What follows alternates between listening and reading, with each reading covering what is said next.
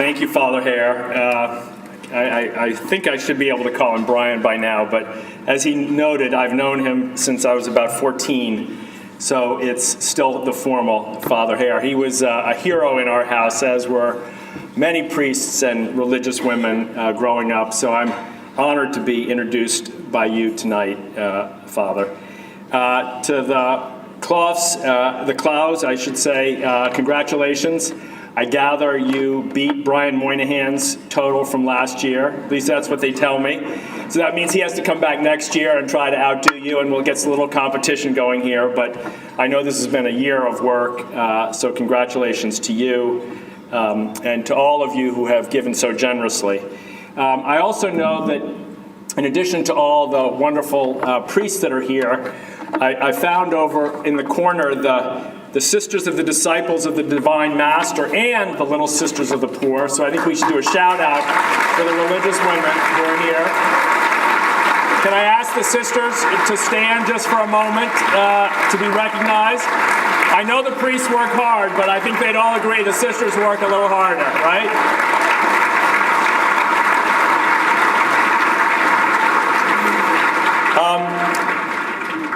When His Eminence Cardinal O'Malley asked me to speak at this dinner, first of all, I was enormously flattered, but I thought, listen, if I'm being asked, normally we all ask cardinals for things. If I'm being asked by a cardinal, I ought to have some conditions. And so my condition was, of course, that I would do it on the agreement that he would ensure that the Red Sox would be in first place by the time the dinner took place, and he very graciously delivered, and I'm thrilled. So thank you. I'm here, Brian has already suggested, in some ways on behalf of a family. This is, my mother was raised in this Archdiocese along with her 8 brothers and sisters. My grandparents were raised in the faith, a faith that was handed to me that came from religious men and women in this community. And that we have been nurtured by through times wonderful and joyful and times painful and sad. I'm here on behalf of all of them. I think it's probably the first time a member of my family ever had a gathering this large where he wasn't asking for votes or money. I don't get any take of tonight's dinner either for Special Olympics, which would have been something I should have asked for, but I'm very grateful. I'm very grateful to be here. I remember when Sean O'Malley was named the cardinal here in Boston, my mother, who was quite old at the time, said, thank God it's Sean O'Malley. And I said, Mommy, do you remember, do you know Cardinal O'Malley? She said, well, I remember him vaguely. I said, well, how do you know he's going to be successful? And she said, because he's named Sean O'Malley. That's how I know he's going to be successful. That's the way she voted, too. I remember going in the voting booth when I was a little boy. She'd go down the line, look at all the Irish names. No offense to the Italians who are here. Actually, she did, and I did meet Cardinal Sean when I was 13 years old. And he was a newly ordained priest. We had a gathering at our house in honor of Cesar Chavez and the farm workers in I think it was 72. Where he was working for those who had no voice, who were often underpaid, often without health care, almost always without a chance or an opportunity to get ahead. And then saw him again recently at the wake of my mother, where I'm so grateful that you were there, just as so many of you, men and women of religious orders and diocesan priests, come to the side of a family at a time of grief. Cardinal Sean, you were there as we were surrounded by Special Olympics athletes and hundreds of, it seemed like, cousins and nieces and nephews down on Cape Cod. And you were there and leading us in prayer. It was one of those moments where you feel both enormous energy of life right alongside the energy of passing. We said, Hail Mary, full of grace, as so many of us have done. And I can remember thinking full of grace, full of gratitude, full of hope, full of love for my mother, full of hope for her eternal rest, full of gratitude to so many people who made her life so meaningful. We were again, even just recently, Cardinal Sean was advocating on behalf of those who are nearing death, those who are closest to death. We were down with union bosses and political leaders in Washington. We were saying it was important to care for people in that most vulnerable state, to hold them, to touch them, to listen to them, and not to kill them. And I looked around the room, and again, it was a room of, so to speak, powerful people. But there again was Cardinal Sean. In a way, snapshots of my life, just a few where I've had the honor to be with him. So in some ways, Your Eminence, I want to thank you for being such a consistent voice for the idea that every human being is beautiful, no exceptions. No exceptions.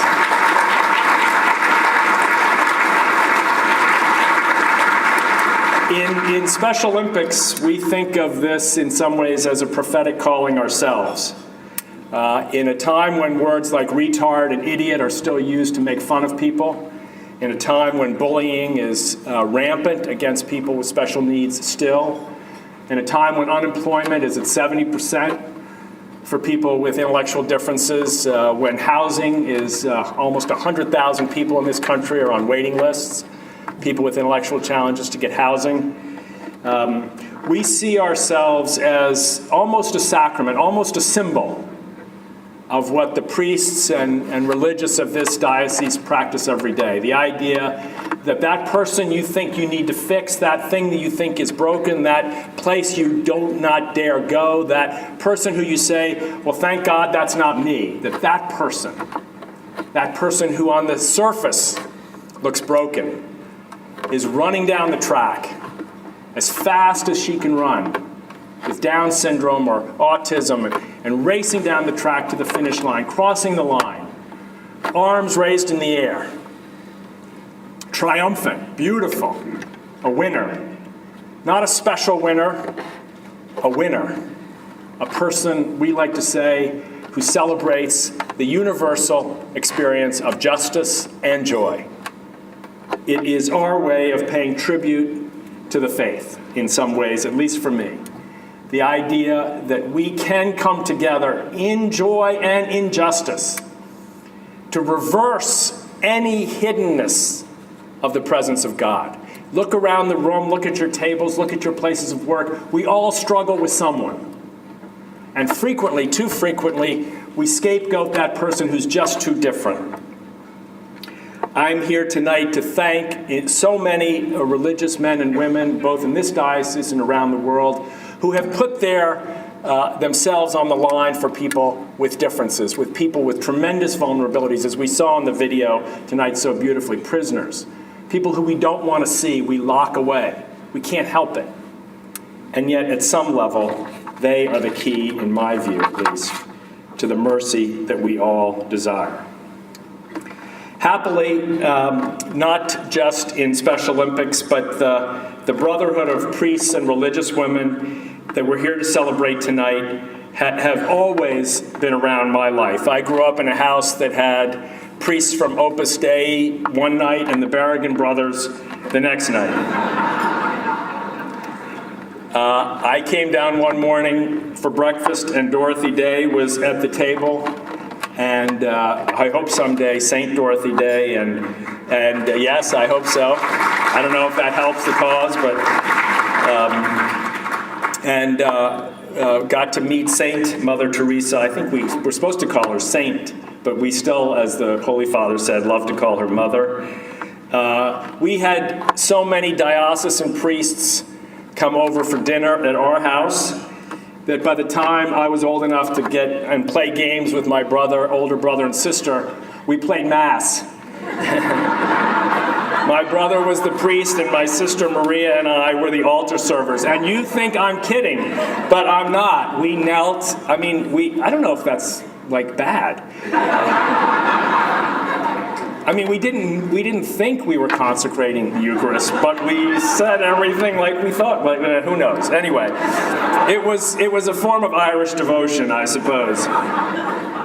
But ever since then, I've done what all of you've done. When a child was born, my baby was born, I walked out of the delivery room and there was Father Elko. When my father was breathing his last, there was Father English. When we waked my mother, there was Cardinal Sean. When I felt like I was just too broken to matter, I went to confession with Father Laird or Father Elko or Father Russell. When I tried to learn and continue to try to practice the art of silence, I studied mysticism when I was in graduate school. You know the line of the mystics at Fenway Park when they go for the hot dog? Make me one with everything, you know? Mystics think that's funny. I guess you guys don't, but anyway. But we've all been in your care. Men of this diocese, we have all been in your care. And if there is a message tonight, I think it is that all these lay people just want to say thank you. You are in the practice of being available to us. Men and women who are available when we need you. Too often, maybe not seen when we don't. But in those glimpses of those moments when we needed you, when we called and it said, if this is an emergency, call this priest, and we did. You were there. You never asked for much in return.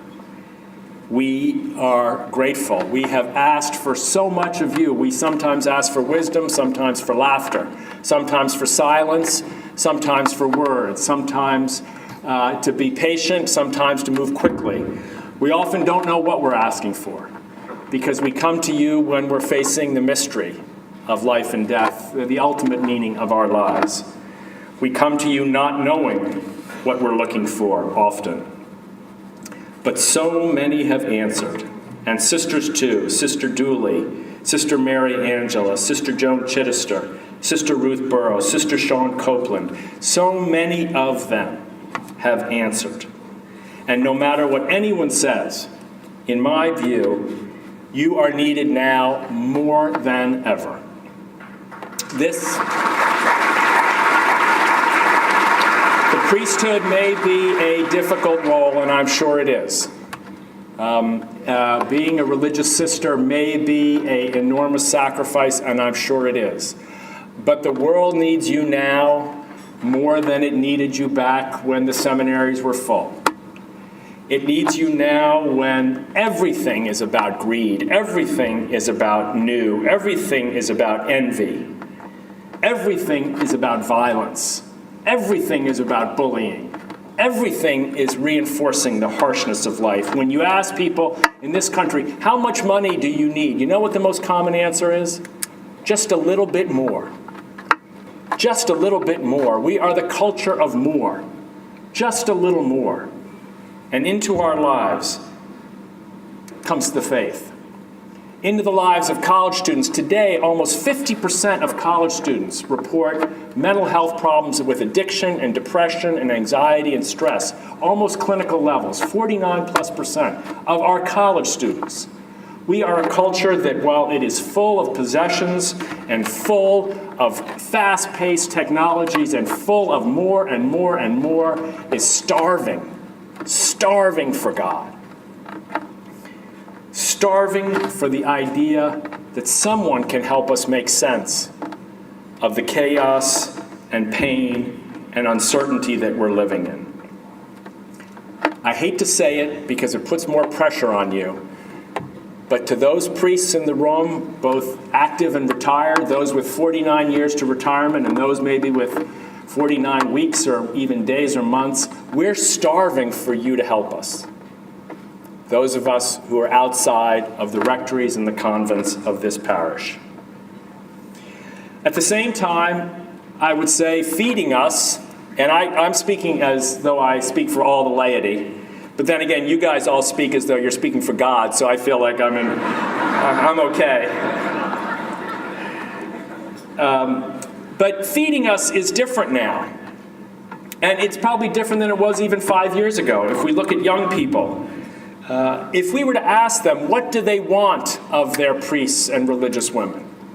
I wonder what the poll would produce if we were to say that. Because sometimes a husband or a wife will say to each other, what do you want from me now in our marriage? Or a son or a daughter, I know this because my kids are older. They'll say, Dad, this is what I want from you now. I don't want your advice. I hear that a lot. Does any other parents hear that? 20s, oh my God. But anyway, that's another talk.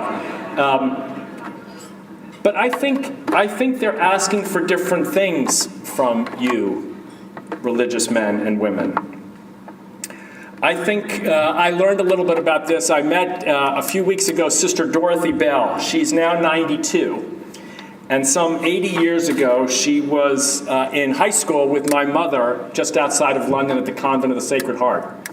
With my mother and her sister Pat and her sister Jean. They were together at the convent. World War II split their lives. My mother left London before war broke out in Great Britain. Sister Dorothy stayed. The convent was bombed and largely destroyed, but thank God everyone, all the young women and the sisters had been evacuated to a place outside of London. In 1947, she entered the convent herself. And she said, it was a wonderful time. The convent was full. And I said, oh, sister, she had been to India and China when they were part of the British Empire. And she said, and then I said, well, how was it around Vatican II? She says, well, after Vatican II, most of the sisters left. And I said, tell me why that happened. Vatican II, to me, seems like such a moment of enormous celebration and opportunity. Why did so many leave? And she said to him, before Vatican II, many women came here because they were interested in the quest for perfection. She said after Vatican II, it was a quest for the presence of God. And they weren't motivated by that. And so they left. The shift from the quest for perfection to the presence of God. I think that's what we need from you now. I suspect that beneath it all, the young people who are struggling, those of us slightly older who are also searching, we're a little less interested now in perfection. We're a little less interested in right and wrong. We're a little more interested in how to learn to love life, how to learn to recklessly and fearlessly love the beauty of creation. We're flooded with anxiety, and we're coming to you asking, hurting often, as you well know, wondering, sometimes celebrating, but asking big questions now, openly asking big questions. Does my life matter? Where do I fit in? Where will I find healing for my pain? Does anything matter? My suspicion is you all know these questions better than I do. My only advice is this, and my only request, I should say, is this. Don't be afraid to be human. Don't be afraid to cry with people when they come to you crying. Don't be afraid to be vulnerable. Don't be afraid to tell us you're searching too. Don't be afraid to take off the masks that sometimes we ask you to wear. Sometimes we push you to be perfect, to be somehow holier than holy, to somehow have it all figured out. This is an age where the vulnerability speaks more loudly, I believe. Where the wounded healer in our tradition, the naked God who stands on the cross to face us, the one who celebrates brokenness and healing. That version of the faith, I think, is so much in need today. A lot of people talk about this as an age of coming out. I love the metaphor because I think Christ came out before anybody. I think Christ came out from behind hypocrisy, from behind power, from behind violence, from behind fear, and stood himself naked, vulnerable, and fully in love with each of us. That's the kind of coming out everyone can do. The church, after all, exists because Christ made all self-justification obsolete. There is no longer any need to hide our failures. They've all been handled already. Your job, I dare say, isn't to be right. Your job is to show us it's possible to live recklessly in love with everything.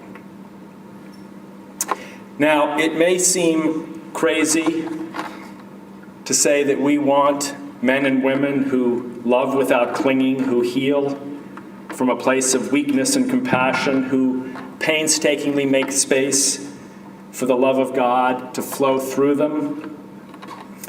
I was with Father Thomas Keating a few weeks ago out at the Snowmass Monastery, St. Benedict's in Colorado, and he said to me, "Let Christ pray in you. Offer to God a container where divine presence can be manifest." And then he went on and said, "God is love, Tim, is not a commandment. It is reality." So I hope that you remember tonight as a celebration of your ministry, all of you. I hope you remember it as a thank you, but I hope you also remember it as permission, at least from me, that you need to take whatever time is necessary. You are not, I dare say, I mean, maybe the Cardinal will be upset with me, but you're not factory workers in a sacramental supply chain. I mean, your job isn't just to punch them out, as many as possible, as quick as possible, as efficiently as possible. I mean, maybe you have to do that. I mean, I know they have to do that, Your Eminence. But give yourselves time.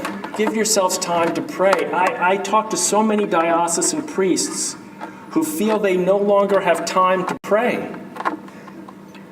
And to practice even the prayer of silence, the first prayer of Christ, the prayer he prayed in the desert, when he said, "Go to the inner room." As Father Keating says, this is God's first language, is silence. To open our hearts, to be fully vulnerable to God's presence, to sit with nothing other than the mercy of God yourselves, so that you can be a medium of that for the rest of us. And one last offer. If you're thinking to yourself, that sounds good, and that's a long homily, but hey, listen, I've been to Mass about 4 days a week for 50 years. I did the math. I think I've listened to 3,400 hours of homilies. So I figured if I take a little more than my 12 allotted minutes, I'm okay. But I'll close just with one offer. If there are moments when there's discouragement and there's loneliness, and there will be, for all of us, and if you've read all the theologians you want to read and studied all the mystics you want to study and talked to all the religious men and women you think you can talk to and gone to confession and all that, and you're still looking for a little justice and joy, stop by a local Special Olympics event. There are 100,000 of them every year. And don't go to help, don't go to fix, don't go to serve.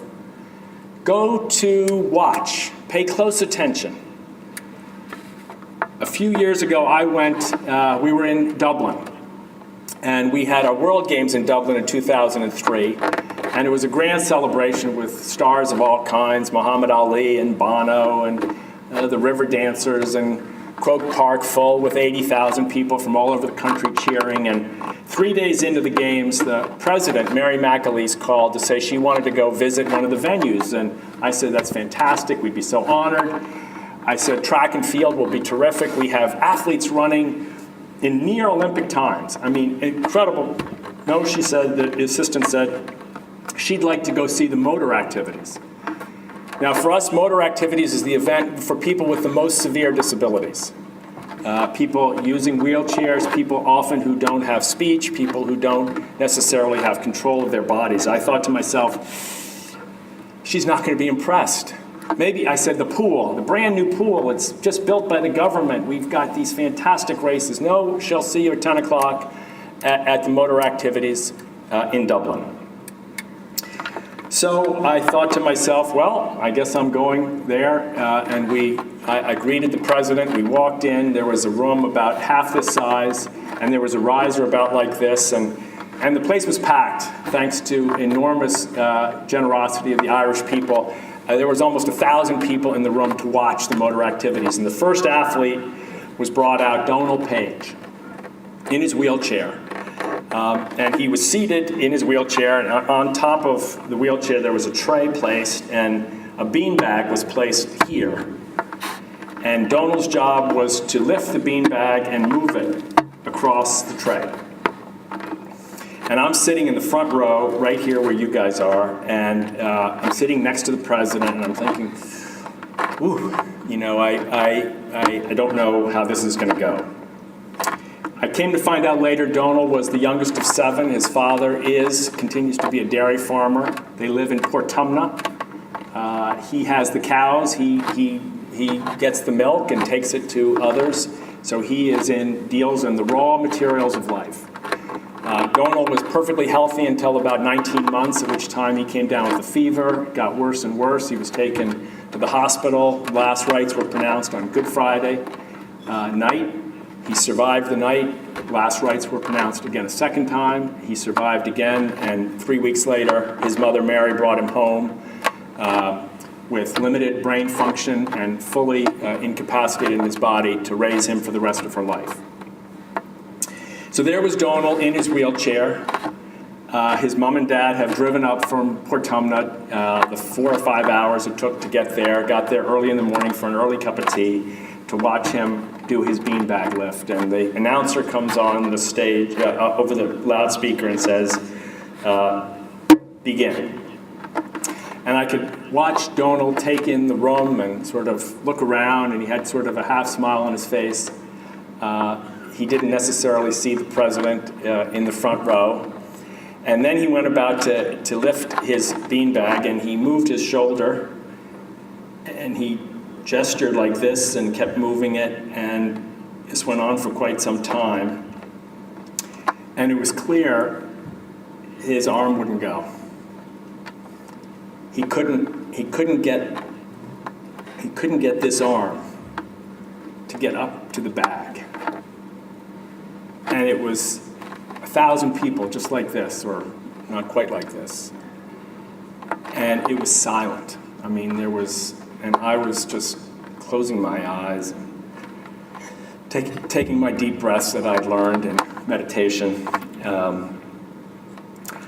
And so finally, at about the 3-minute mark, Donal Page drops his hand onto the beanbag at 3 minutes. And a cheer comes up from the crowd, and a few people say, "Well done, lad, well done, lad." And this young man put his hand on the beanbag, and he just started to lift it. And it was shaking and moving like this. And his father said to me, "You know, I was watching. And I was just saying what I've said to the doctors all along, give him a bit of time. Just give him some time." So Donal Page, at 18 years old, took that beanbag, and 18 minutes later, he put the bag down on the other side of the tray.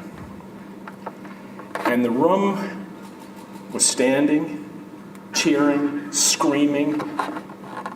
Patriots game was no louder than that room was right then. And I was cheering, and I stood next to the president. She was standing, tears streaming down her face, tears streaming down my face. And I thought to myself, here is this man, unafraid of his brokenness. Here's this man, beautiful in his body. I mean, stunningly beautiful. Here is this man, totally triumphant in his effort. I thought to myself, you know, Irenaeus wrote that we start in faith and we end in love. We start in faith and we end in love, and in the middle is God. the glory of God is one human being fully alive. And I thought to myself, Tom Brady's good, LeBron James is good, but they're no Donald Page. If we want the inspiration of mercy, if we want the power of ministry in our lives, we will find it in you, my friends who are priests, active and retired, and you, sisters, who care for those who are poor and elderly, who do it without recognition. We will find it if you tell us your own story when we come to you, knocking on the door, sometimes late at night, saying we're lost, we're confused, we're sheep without a shepherd. We will find it, and somehow, somewhere along the line, we'll let you know how grateful we are. The Pope has said that a Christian who in these times is not a revolutionary is not a Christian. We need a revolution of the heart in our church, for our church, and we're counting on you, priests, to lead it. Thank you for leading it for these many years of my faith journey, and thank you for leading it for many more to come. Good night.